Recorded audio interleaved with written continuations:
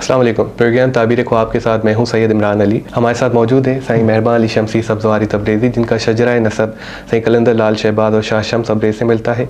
साईं शाह शम्स तब्रेज़ के 19वें परपोते हैं और साईं के आबा व अजदाद की दरगाह बर सगीर में तमाम जगह मौजूद है।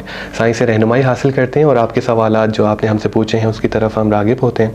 अच्छा, सबसे पहला सवाल सर शहरों साहब ने लाहौर से किया हुआ है, जो कि पूछते हैं कि वो देखते हैं कि उनके घर में कबूतर जो है वो अक्सर आते हैं उनके छत पे रिस्क खाने के लिए, पर वो कबूतर जो है वो दिखने में बड़ा डरावना सा है और वो सुर्ख कलर का है और उनकी आंखें जो है वो देख नहीं पाते, उनको नज़र नहीं आती उनको जब भी उनकी आंखों की तरफ देखते हैं। तो ये जानना चाह रहे हैं कि इसकी क्या ताबीर होगी। देखिए, पहले तो कबूतर का घर पे आना ये रिज़्क़ में फरावानी की तरफ इसका इशारा है कि अल्लाह पाक के फजल करम से रिज़्क़ में फरावानी होगी, लेकिन ये अपनों की बातें कम सुनेंगे, यानी अपने जो इस्लाह करना चाहते हैं उनको ये दुश्मन समझेंगे। ये इस तरफ इशारा है कि जो लोग यानी जो खूनी रिश्ते हैं, बाप है, चाचा है, बड़ा भाई है, यानी किसी बुज़ुर्ग बड़े की तरफ इसका इशारा है, जो इस्लाह करना चाहते हैं उसको इग्नोर न करें।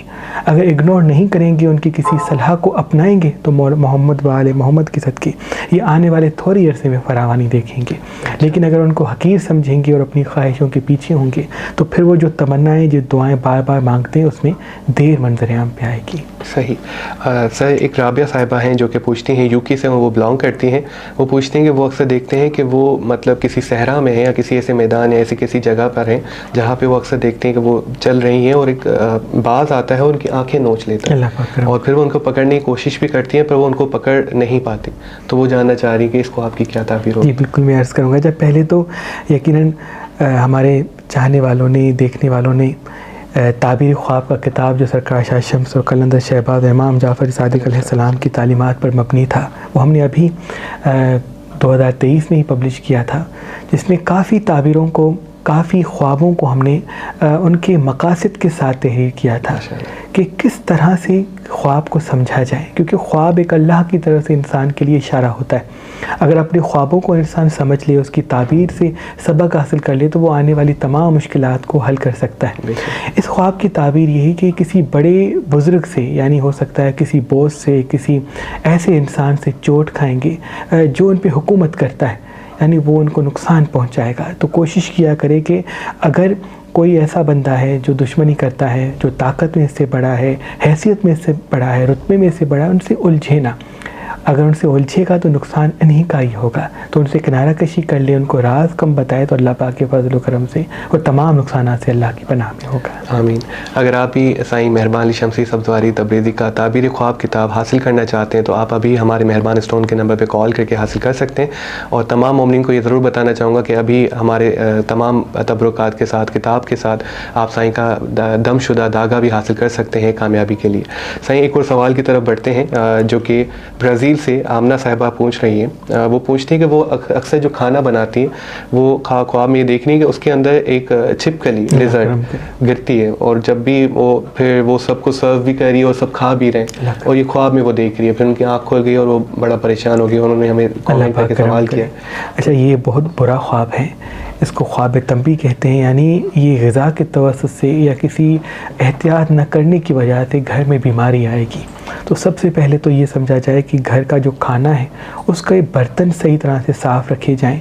अगर रात को खाना छोड़ देते हैं तो उसको सही तरह से ढाँप के रख दें या फ्रिज में रख दें, क्योंकि कोई ऐसी चीज़ बच्चों को खिलाएंगी या खुद खाएंगी जिसकी वजह से ये बीमारी की तरफ राग़िब होंगी, जिसका जो वक्त है वो 3 माह है। यानी 3 माह के अंदर ग़िज़ा की वजह से बच्चों में या ख़ुद में या घर वालों में बीमारी आएगी। मौला पाक उनको अपनी पनाह में रखे, वो हस्ब तौफीक लाल चीज़ का सदका निकाल दें, अल्लाह पाक पनाह में रखेंगे इंशाअल्लाह। आमीन। सर, ओवैस साहब पूछते हैं जो कि इंडिया से ताल्लुक़ रखते हैं, ओवैस खान साहब, जो कि जानना चाह रहे हैं कि बेऔलादी के हवाले से वो काफ़ी अरसे से डिस्टर्ब हैं और कोशिश भी कर रहे हैं, उनके लिए कोई दुआ या कोई अमल बता दें जिससे अल्लाह पाक औलाद से नवाजे। तो वो कोशिश करके रात को नीम गर्म दूध पे 27 मरतबा सूरह कौसर पढ़ के पी लिया करे। अगर आधा गिलास दूध खुद पीते हैं और आधा गिलास दूध अपनी ज़ौजा को पिलाते हैं तो मोहम्मद व आले मोहम्मद के सदके इंशाल्लाह 7 माह में ही अल्लाह पाक उनको खुशखबरी नसीब करेगा। आमीन आमीन आमीन। बेऔलादी के हवाले से आप साईं का दमशुदा सफ़ूफ़ भी हासिल कर सकते हैं, जिसके लिए आप हमें रब्ता कर सकते हैं, जिसके साथ आपको गिफ्ट भी दिया जाएगा। अच्छा साईं, इसके साथ साथ मैं आपसे ये भी पूछना चाहूँगा, एक है कुमैल साहब हैं जिनका ताल्लुक़ बहरीन से है। वो पूछते हैं कि वो देखते हैं कि उनके घर में अक्सर दिन के टाइम पे ख्वाब में मेंढक आ जाते हैं। मतलब रात में वो जो ख्वाब देखते हैं वो है दिन के टाइम पे उसके घर में अक्सर मेंढक आते रहते हैं और बहुत ही तवील मिकदार में है, जिससे वो बहुत परेशान हो जाते हैं। और उन्होंने सवाल किया है जिसके बारे में अगर आप रहनुमाई। यानी इसकी ताबीर ये होगी, ये कुछ ऐसे दोस्तों में उलझेंगे जो उनको मकासद से हटा देंगे। इनका कोई गहरा मकसद होगा, यानी इनके घर वाले इनके लिए कोई ख्वाब देख के बैठे, कोई डॉक्टर बनेगा, इंजीनियर बनेगा, कोई बड़े रुतबे तक पहुँचेगा, माशी हवाले से बेहतरी पूरे ख़ानदान में लाएगा। लेकिन ये जो हमारा बच्चा है ये ख्वाहिशों में उलझ जाएगा, यानी कुछ ऐसे दोस्तों में उलझ जाएगा जो इनको ख्वाहिशों में मुब्तला कर देंगे और इसी वजह से ये नाकामी देखेगा। तो इस ख्वाब के तवज्जुह से इनको ये अल्लाह पाक बताना चाहते हैं कि ये कोशिश करके उन दोस्तों में सिर्फ मसरूफ़ ना रहें जो सिर्फ खुशियों की तरफ इनको राग़िब करते हैं। मौला अली अलैहिस्सलाम का फरमान है, जिस इंसान से ना दुनियावी फ़ायदा मिले ना आखिरत का, वो आपका सबसे बड़ा दुश्मन है। तो ये हमारा बच्चा ये देखे कि वो लोग जिनसे ना दुनियावी फ़ायदा मिलता है ना आखिरत का फ़ायदा मिलता है, उनसे दूरी इख्तियार कर ले, तो मकसद इनके करीब हो जाएगा और फ़ायदा भी इनको मिल जाएगा। आमीन। अच्छा सही, इसके साथ कराची से एक सवाल है बाबू साहब का। बाबू साहब पूछते हैं कि वो कसाई हैं और वो ख्वाब में देख रहे हैं कि वो एक बकरा हलाल कर रहे हैं, पर वो हलाल हो नहीं रहा, इस सेंस में कि उससे ना खून नहीं निकल रहा और वो चीखता जा रहा हूँ, मैं बहुत कोशिश कर रहा हूँ, अल्लाह अकबर भी कह रहा हूँ, फिर भी रौकाती पर वो कट नहीं पा रहा, तो वो बड़ा परेशान इस बारे में। पहले मैं ये अर्ज़ करूँगा, इसको भी ख्वाब तंबी कहते हैं। इसकी ताबीर ये है कि ये हमारा भाई किसी वजह से कर्ज़ लेना चाहेगा और फिर वो कर्ज़ कभी उतरेगा नहीं जब तक इनकी ज़िंदगी बाकी रहेगी, और उसी कर्ज़ की वजह से काफ़ी घर में और भी मसाइल मंजर आम पे आ जाएंगे। तो कोशिश करके अगर कोई घर में ऐसी चीज़ है जिसको बेच के ये अपना मसला हल कर सकते हैं तो ये ज़्यादा बेहतर है बनिस्बत कर्ज़ के, क्योंकि अभी जो कर्ज़ लेंगे वो उनकी ज़िंदगी का सबसे बड़ा मर्ज़ ठहरेगा और इसी वजह से आने वाली ज़िंदगी बहुत ही दुखों में मुब्तला हो सकती है। अल्लाह पाक उनको अपनी पनाह में रखे। और रिज़्क़ के लिए मैं एक वजीफ़ा भी दूँगा, या करीम हो या रहमान, या फ़त्ताह हो या करीम, ये कोशिश करके रात को 108 मरतबा पढ़ के अल्लाह पाक से दुआ मांगे, मौला गैब से रिज़्क़ में फरावानी फरमाएंगे और इंशाल्लाह कर्ज़ से दूरी आ जाएगी इंशाल्लाह। और सही बहुत सारे सवालात हैं नज़र हसद के लिए जो कि जाना चाह रहे हैं कि हमें अक्सर जल्दी नज़र हसद लग जाती है, हमारे बच्चों को लग जाती है, तो हम बड़े परेशान रहते हैं इस हवाले से। तो इस हवाले से कोई अगर आप बेहतरीन तौर जो है वो ये है कि इंसान रेगुलरली वॉक पे जाया करे, ऐसी जगह पे जहाँ ताज़ा हवा है, दरख्त हैं। जो इंसान इसी जगह पे जाता है तो खुदा की जो कुदरत है वो उसके वजूद पे जितनी भी नहस चीज़ें होती हैं वो ख़त्म कर देती है। दूसरा इसका बेहतरीन तौर ये कि रोज़ सुबह और रात को चारों को लेके 1 मरतबा आयतुल कुर्सी, 1 मरतबा सूरह फलक की आखिरी आयत 27 मरतबा पानी पे दम करके पी लिया करे। मौला पंजतन पाक के सदके वो तमाम नज़र असद से अल्लाह की पनाह में होगा।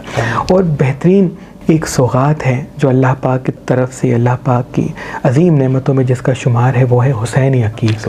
जो इंसान हुसैनी अकीक को अपनी शम्स वाली उंगली में पहनता है तो वो भी जहाँ जहाँ जाएगा नज़र असद कभी भी उसको नहीं लगेगी। अल्लाह पाक।